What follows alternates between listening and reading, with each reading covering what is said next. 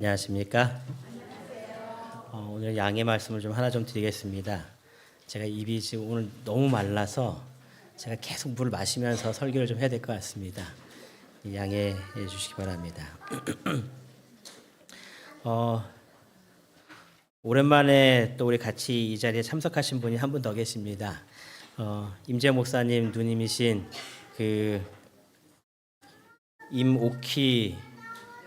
임명희 성도님 자리에 같이 하셨습니다. 예, 환영합니다. 오늘 말씀은요, 나는 누구에게 경배하고 있을까라는 제목으로 안식일에 관련된 말씀을 오늘까지 더 말씀을 드리도록 하겠습니다.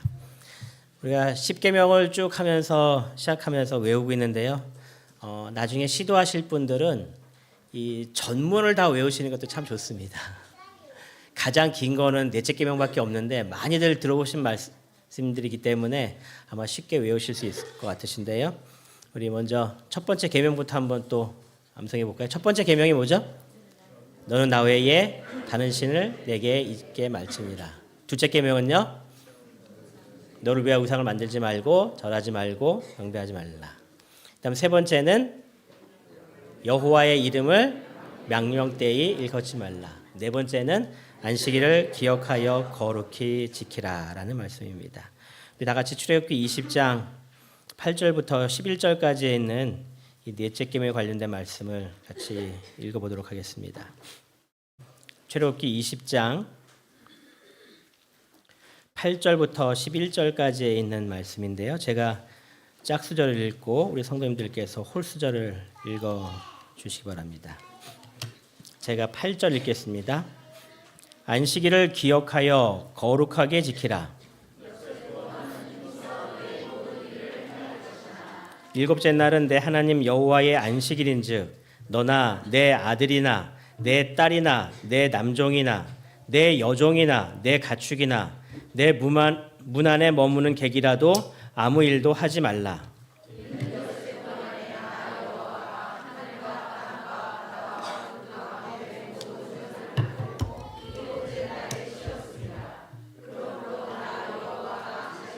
복되게 하여 그날을 거룩하게 하였느니라. 여러분, 이 말씀을 쭉 읽어보면 이 안식일은 어떠한 계급도 상관없고 모든 사람이 평등하게 지낼 수 있는 그런 날이었음을 우리가 기억합니다. 그래서 내 자녀들뿐 아니라 내 남종이나 여종이나 심지어 누구에게까지요? 가축에게까지 이 안식일을 주님 안에서 행복하게 보내는 시간으로 말씀하십니다. 근데 누가 없어요? 누가 없지 않나요? 누가 없을까요? 여기 보니까 너나 내 아들이나 내 딸이나 홀로 된 사람이었을까요? 왜 부인이 빠졌을까요? 이건 남성 중심의 어떤 기록이기 때문에 여기서 너는 남성을 이야기합니다. 그럼 부인은 집안일을 해야 되니까 빼셨을까요? 집안 청소도 해야 되고 밥도 해야 되고 할 일 많으니 여자는 일하고 남자와 내 자녀들 이렇게 말씀하신 걸까요? 왜 부인이 빠졌을까요? 네? 예. 성경에서 말씀하실 때에 내 부모를 떠나 아내와 합하여 한 몸을 이룰지니라라고 말씀하셨어요. 그래서 어떤 분이 이 성경책을 읽으면서 부인은 빠졌는데 이렇게 말씀하신 분이 계세요. 근데 부인이 빠진 이유는 둘이 결혼했을 때는 이 두 부부를 한 몸이라 봤기 때문에 너라는 말씀 속에는 남편과 아내가 다 포함되어 있다라고 이야기합니다. 참 또 감사한 이야기죠. 부부를 하나의 모습으로서 이야기하면서 또 우리에게 주신 귀한 말씀입니다. 이 넷째 계명에 대해서 말씀드릴 때의 가장 큰 질문은 이런 거일 것 같습니다. 나는 왜 안식일을 지키고 있을까? 저처럼 어려서부터 부모님을 따라 교회에 나온 친구들은 이 질문이 더 고민이 됩니다. 나는 도대체 왜 교회에 나오고 있을까? 교회에 나오고 있으면서도 뭔가 막 뜨거운 그런 거는 별로 없이 그냥 교회를 열심히 다니고 있는데 나는 왜 안식일 교회에 나왔을까? 어렸을 때는 부모님이 끌고 가니까 그냥 따라오는 거예요. 그렇죠? 그럼 지금 나는 왜 안식일을 지키고 있을까? 뭐 사람들마다 여러 가지 이유가 있을 겁니다. 이런 저런 이유로 다 아마 나올 겁니다. 근데 만약에 안식일을 지키는 것 때문에 나한테 핍박이 오거나 또 많은 손해가 오거나 여러 가지 어려움들이 발생한다면 그때도 과연 나는 안식일을 지키고 있을까? 남자들은 군에 가서 안식일 때문에 맞아본 경험들 많이 하시죠? 허락해주지 않기 때문에 안식일 얘기했다가 참 많이 맞습니다. 영창 가는 친구들도 있습니다. 제가 군에 있을 때 저는 군사령부에 있었기 때문에 모든 소식이 다 들려오는데 한 재림군인이 영창에 갔다라는 이야기를 이렇게 접하게 된 적도 있었습니다. 예전에는 우등상도 좋지만 어떤 상을 우등상 이상으로 쳐줬어요? 개근상 쳐줬어요. 근데 안식일 교인들은 개근상을 받기가 어려운 겁니다. 안식일 날 빠져야 되니까. 또 선생님들이 또 괴팍한 분들이 계시면 안식일 안 왔다고 때리기도 하시고 또 정심해지면 부모님 모시고 오라고까지도 이야기합니다. 대학에 면접을 봐야 되는데 안식일 날 끼는 겁니다. 또 국가시험을 봐야 되는데 안식일 날 걸리는 겁니다. 참 안식일을 뭐 지금은 5일제가 됐기 때문에 그나마 좀 나은지는 모르겠지만 예전에 6일 동안 일하고 정말 하루 일요일 날 쉬는 그런 일정 속에서는 안식일을 지킨다는 것이 참 쉽지 않은 일이었습니다. 논리적으로 공격할 때도 있습니다. 네가 군에 와서 안식일 날 토요일 날 교회를 가면 다른 친구들은 너 때문에 고생을 2배로 해야 되는데 그러면 좀 이기적인 교회는 아니냐라고까지 회유할 때가 있습니다. 그럼에도 불구하고 안식일 교인들은 안식일을 끝까지 지키려고 하는 이유는 뭐였을까요? 우리의 부모 세대들이 정말 안식일을 지키기 위하여 수많은 고생과 어려움을 경험했지만 이 안식일을 결코 포기하지를 않았었습니다. 도대체 왜 우리가 끝까지 이 안식일을 구별하여 하나님 앞에 드릴까요?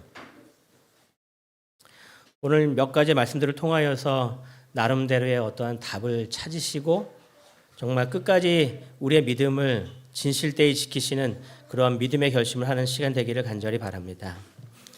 계시록 13장에 보면은 여러 짐승들이 등장합니다. 이 짐승들에 관련돼서 성경을 기록하면서 1절에는 이렇게 이야기했습니다. 바다에서 한 짐승이 나오는데 뿔이 10이요 머리가 7이라고 이야기합니다.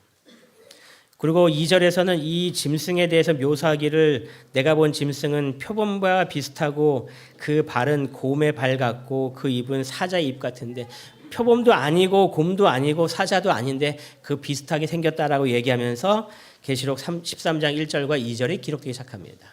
그래서 어떤 사람들이 이 13장에 나와 있는 이 짐승을 이런 식으로 이렇게 그려놓은 겁니다. 한 몸속에서 머리가 여러 개가 있는데 또 다양한 어떠한 짐승의 모습으로 이 모습을 기록합니다. 요한계시록을 통해서만 이거 짐승에 대한 해석을 하려면 참 어렵겠지만 성경은 다행히 이 짐승이 어떠한 존재인지를 설명해 주는 다니엘서 7장의 모습이 등장합니다. 그래서 다니엘서 7장에 있는 나오는 짐승들을 쭉 다 보면 다니엘 7장에서는 나오고 연거푸 이야기했지만 13장에서는 나왔던 애를 하나로 딱 묶어놔서 한 몸으로 만든 것이 이 계시록 13장의 짐승임을 우리가 알 수 있습니다. 그래서 바다에서 등장한 짐승의 신원을 파악하기 위해서는 다니엘서 7장으로 가서 이 짐승들이 어떻게 등장했는가를 보게 됩니다. 근데 또 다니엘 7장을 통하여서 이런 식으로 짐승들이 등장했구나를 이해하면서 다니엘 2장을 통해서는 그럼 이 짐승은 과연 어느 나라에 해당하는지에 대해서 또 우리가 그 모습들을 분명히 살펴볼 수가 있습니다.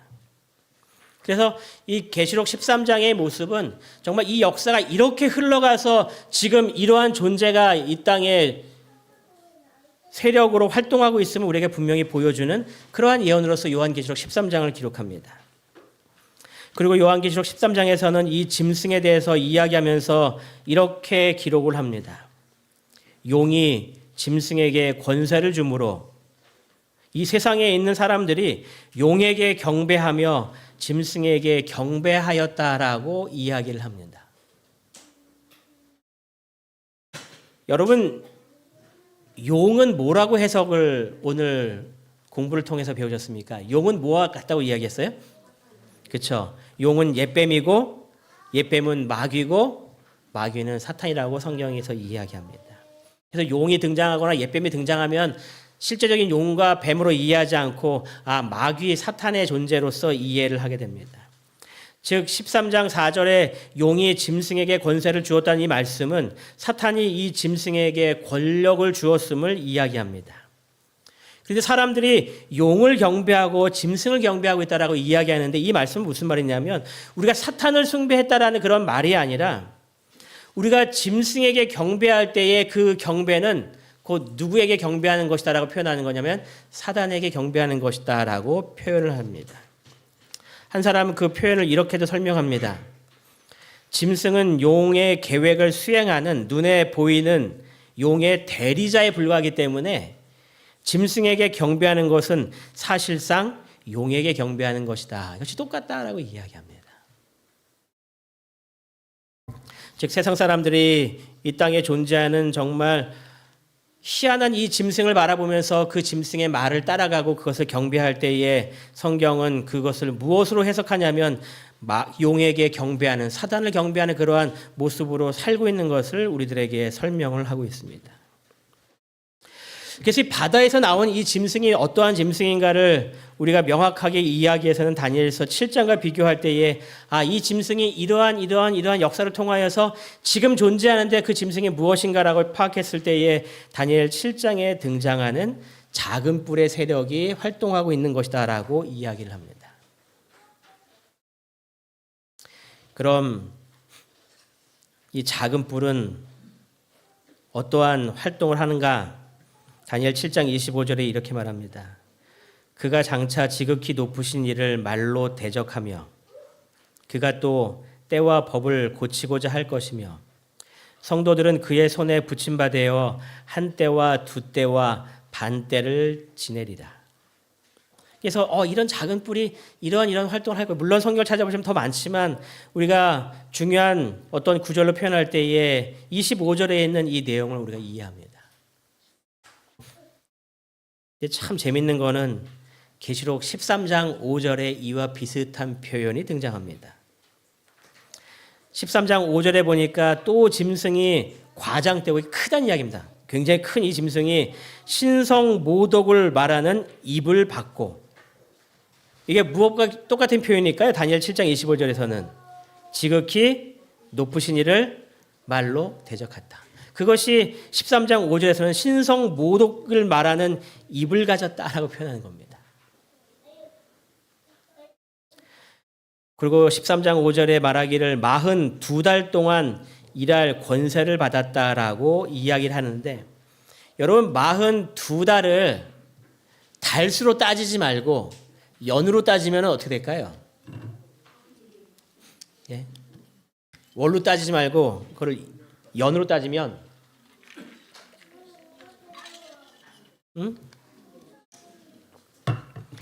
42달은 3년 반에 해당됩니다. 그렇죠? 3년 반. 다니엘 7장 25절에 한 때와 두 때와 반 때를 이 개역 성경 말고 쉬운 성경이나 우리말 성경을 바꿔서 읽어보시면 어떻게 기록하냐면 1년과 2년과 반년이라고 표현합니다. 그래서 어떤 성경이 아예 3년 반 동안 이렇게 표현하기도 합니다.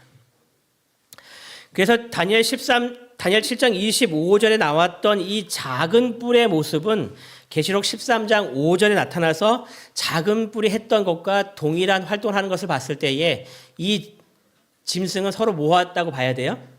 같다라고 이해하는 겁니다.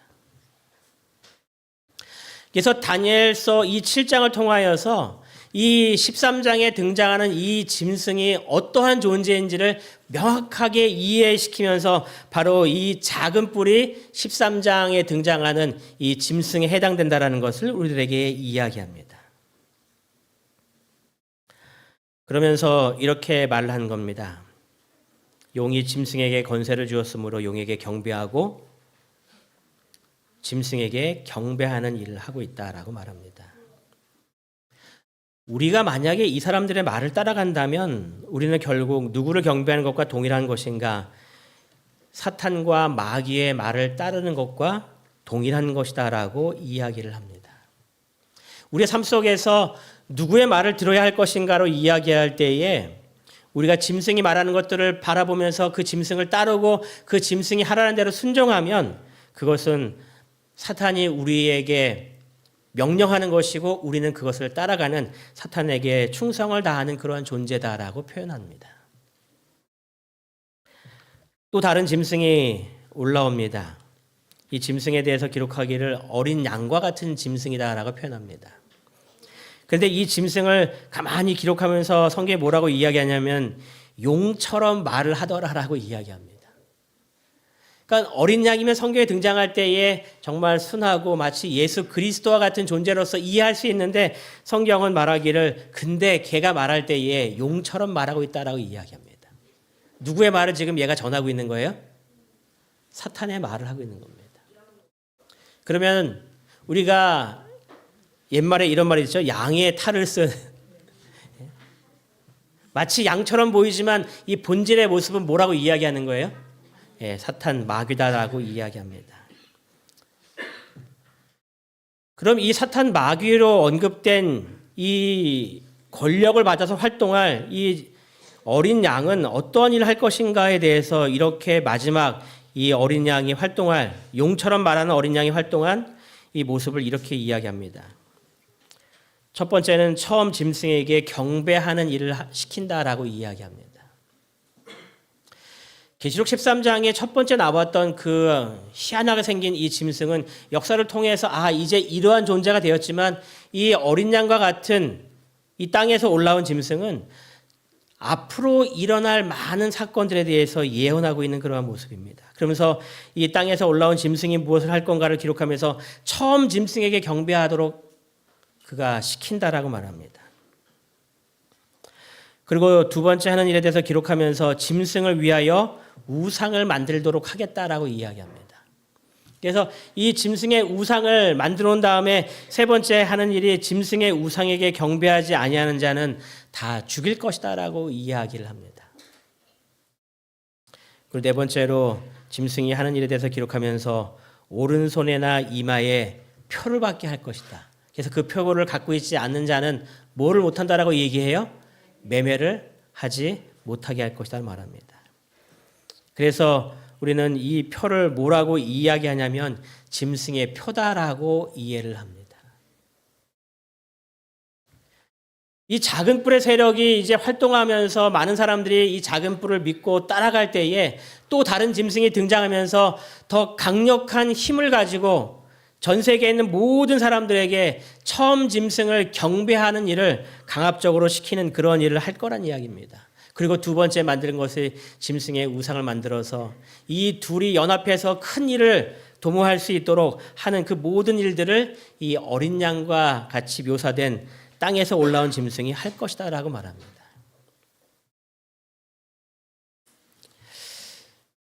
이 계시록 13장에 있는 말씀을 쭉 보면 어떠한 단어가 가장 많이 반복해서 등장하냐면 경배한다란 이야기입니다. 요한계시록 13장은 이 땅에 있는 사람들이 이 짐승을 경배하고 또 짐승의 우상을 경배하는 그러한 일들이 이제 말세에 일어날 것이다라고 말합니다. 그래서 누군가는 이렇게 이야기합니다. 선악간의 대쟁투의 가장 중심은 예배에 있다라고 이야기합니다. 내가 누구를 예배할 것인가?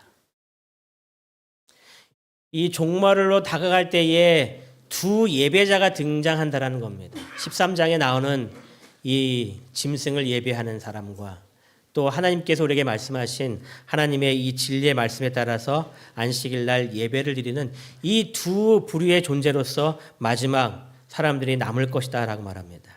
왜냐하면 계시록 14장에서는 세 천사의 기별을 통하여서 하나님께 예배하는 물에 대한 기록을 남깁니다. 7절에 첫째 천사의 기별에서 기록하면서 그의 심판의 시간이 이르렀으니 하늘과 땅과 바다와 물들의 근원을 만드신 이를 경배하라라 이렇게 이야기합니다. 여러분 오늘 공부하시면서 지난주와 예언 해석에 대해서 그런 얘기 하셨죠? 계시록을 잘 이해하기 위해서는 계시록과 이 서술한 내용이 비슷한 것을 구약 성경에서 찾으면은 계시록을 이해하면 참 좋다. 그 공부하셨죠? 이와 비슷한 표현이 어디서 나왔을까요? 예? 지금 7절에 있는 이 내용과 거의 비슷한 내용이 구약 성경 어딘가에 있습니다. 어디 있었을까요?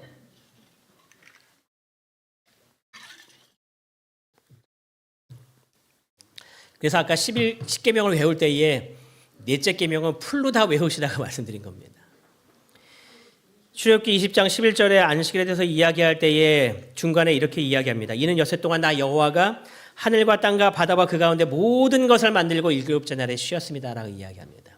여기에 가만히 보니까 하늘과 땅과 바다와 물들의 근원을 만드신 이를 경배하라고 말하고 있는데 출애굽기 20장 넷째 계명에서 말씀하실 때 나 여호와가 하늘과 땅과 바다와 그 가운데 모든 것들을 만들었다고 이야기합니다. 그러면 14장 7절에 있는 내용과 출애굽기 20장 11절에 있는 내용이 같나요? 같은 얘기라는 겁니다. 그러면 계시록 14장 7절은 경배하라라고 얘기할 때 누구를 경배하라고 좀 이야기하는 건가요? 창조주 하나님을 경배하라라고 이야기합니다. 창조주 하나님을 경배하는 것이 무엇인가? 출애굽기 20장 11절에는 뭐라고 설명하고 있는 거예요? 안식일을 기억하여 거룩히 지키라. 이것이 계시록 14장 7절에 나와 있는 첫째 천사의 기별임을 구약 성경이 설명해 주고 있는 겁니다. 그래서 하나님께서 우리에게 누구를 경배해야 될지를 알려주시면서 계시록 14장 7절 첫 번째 천사의 기별을 통하여서 우리는 창조주 하나님을 경배해야 된다. 그러므로 안식일을 기억하여 거룩히 지키는 것은 하나님의 명령에 따라 순종하는 것임을 우리에게 분명히 이야기하고 있는 겁니다.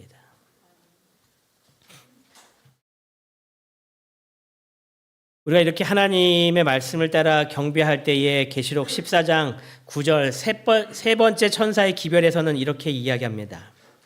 또 다른 천사 곧 셋째가 그 뒤를 따라 큰 음성으로 이르되 만일 누구든지 짐승과 그의 우상에게 경배하고 이마에나 손에 표를 받으면 아까 13장에 나왔던 땅에서 올라온 짐승이 했던 그 일을 지금 14장에 다시 이야기하면서 셋째 천사의 기별이 짐승과 그의 우상에게 경배하지 말라는 겁니다.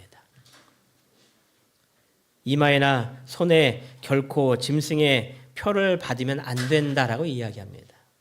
그래서 첫째 천사의 기별을 통하여서 우리는 안식일을 기억하여 거룩히 지켜야 할 뿐만 아니라 셋째 천사의 기별을 통하여서 우리가 짐승의 말에 순종하여 따르는 것은 결코 우리가 해서는 안 된다라고 우리에게 말씀하는 겁니다.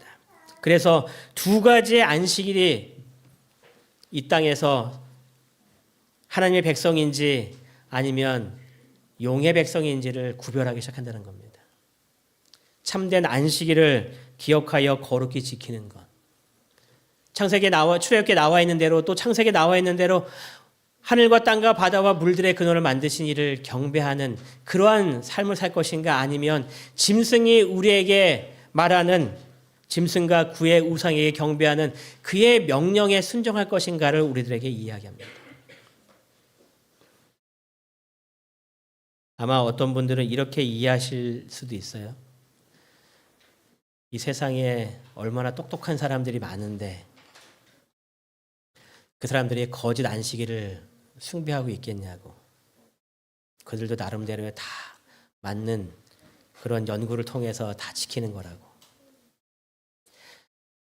사울이라는 사람이 굉장히 똑똑한 사람으로서 기록이 됩니다. 가말리알 학파에 스승을 두고 있었던 아주 최고의 지적인 교육을 받은 사람이 신약성경에 나오는 사울이라는 사람입니다. 그 사울이 젊은 나이에 하나님에 대한 열심으로 뜨거웠습니다. 그래서 하나님의 말씀에 순종하지 않는 모든 사람들을 내가 다 박멸시키겠다라고 결심합니다. 그리고 다메섹까지 가서 내가 그 모든 사람들을 잡아서 이 예루살렘에 끌고 와서 다 옥에 가두겠다라는 큰 결심을 하고 그가 다메섹으로 떠납니다. 여러분, 사울은 왜 예수님에 대해서 몰랐을까요? 처음부터. 이 사울이라는 사람은 정말 성경을, 구약 성경을 아주 빠삭하게 연구했던 그 학파의 훌륭한 수제자라고 이야기합니다. 성경을 어느 누구보다 더 잘 알고 있는 사람입니다. 그러한 사람이 왜 예수님에 대해서 전혀 이해하지 못하고 있었을까요? 예수님께서 요한복음 5장 39절에 이 성경이 누구에 대하여 증언하고 있다고 말씀하세요? 내게 대하여 증언하고 있다고 이야기합니다. 구약 성경에 나와 있는 모든 예언들이 다 누구를 향해서 지금 이야기하고 있었다라는 거예요? 예수 그리스도를 통하여 이야기하고 있었다는 겁니다. 근데 사울은 그 기별을 하나도 이해를 하지 못했습니다. 그래서 그가 다메섹으로 가다가 예수님을 만나서 내가 알고 있는 것이 모든 것이 잘못됐구나라고 그가 깨닫고 예수 그리스도를 믿는 믿음으로 그의 삶을 바꾸게 됩니다. 여러분, 이 세상에 있는 많은 그리스도인들이 있지만 그들이 정말 경배하고 있는 그 대상이 하나님인지를 이 말씀을 통해서 분명히 이해하실 필요가 분명히 있는 겁니다. 우리가 잘못된 여러 가지 생각 속에서 내가 하나님을 경배하고 있다고 생각하지만 아니요, 때때로는 여기에 나와 있는 대로 짐승과 그의 우상에게 경배하고 있는 삶을 살고 있는지도 모른다라는 사실입니다. 우리가 왜 안식일을 아무리 어렵다 할지라도 다른 날 지키지 않고 이 토요일 날 안식일 교회에 와서 예배를 드리고 있는가? 그것은 이 제7일 안식일이 주님께서 우리에게 지키라고 명령하신 하나님의 참된 안식일이기 때문에 그렇습니다. 다른 일에 결코 우리가 예배하지 않는 것은 우리의 편리에 따라 예배를 드리는 것이 아니라 하나님께서 구별해 놓으신 이 시간에 주님의 성전에 나와서 예배를 드리는 것이 우리가 드려야 할 합당한 모습이기 때문에 그렇습니다. 여러분, 때때로 이 안식일을 지키는 것이 힘들고 어려울지라도 하나님의 말씀에 순종하기 위하여 이 안식일을 거룩히 구별할 수 있는 믿음으로 주님 앞에 서게 되시기를 간절히 바랍니다. 이 안식일은 우리들에게 참된 행복일 뿐만 아니라 우리의 삶의 모든 것들을 하나님께서 책임져 주시겠다라는 분명히 약속이 있는 하나님의 특별하게 구별하신 날임을 성경은 분명히 이야기합니다. 우리가 정말 이 마지막 때에 이 하나님의 말씀을 잘 지킬 수 있는 그러한 성도들이 되시길 간절히 바랍니다. 그래서 계시록 13장 5절은 이렇게 이야기합니다. 같이 읽겠습니다. 시작. 성도들의 인내가 여기 있나니 그들은 하나님의 계명과 예수에 대한 믿음을 지키는 자니라. 우리가 제7 안식일 예수 재림 교인으로서 하나님께서 말씀하신 이 안식일을 충실히 지키는 것이 성경을 기록하기를 쉽지 않음을 이야기하는 겁니다. 그래서 성도들은 뭐가 필요하다라고 이야기해요? 인내가 필요하다라고 이야기합니다. 이 세상에 때때로 남들보다 더 못한 삶을 살게 될지 모르지만 그럴지라도 이 안식일을 기억하여 거룩히 지킬 수 있는 하나님의 백성이 되셔서 주님께서 오실 때에 여러분과 저를 향하여서 착하고 충성된 종아라고 말씀하시는 그 하나님의 놀라운 은혜의 말씀을 듣게 되시기를 바랍니다. 여러분, 우리가 지금 우리 주변을 살펴볼 때에 어떤 표현을 제일 많이 할까요? 정말 말세다 이런 표현을 많이 합니다.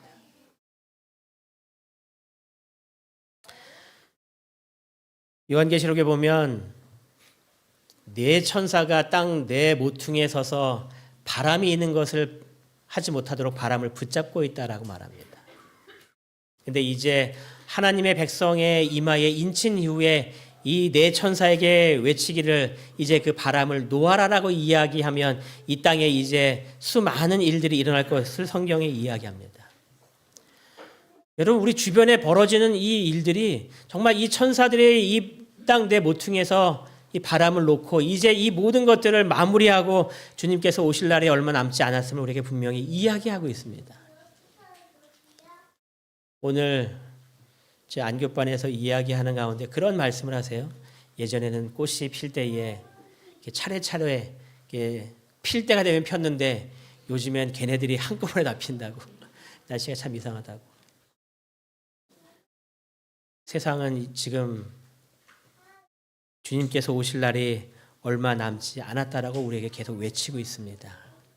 이럴 때에 성도들의 인내로서 하나님의 계명과 예수에 대한 믿음을 잘 지키셔서 온전히 하나님만 따라가시고 하나님만 붙드시는 가운데에 주님 오실 때에 그 구원의 자리에 한 사람도 빠지지 않고 모두 다 참여하게 되는 이문동교회 모든 성도들 되시길 바라면서 오늘 말씀을 마치겠습니다.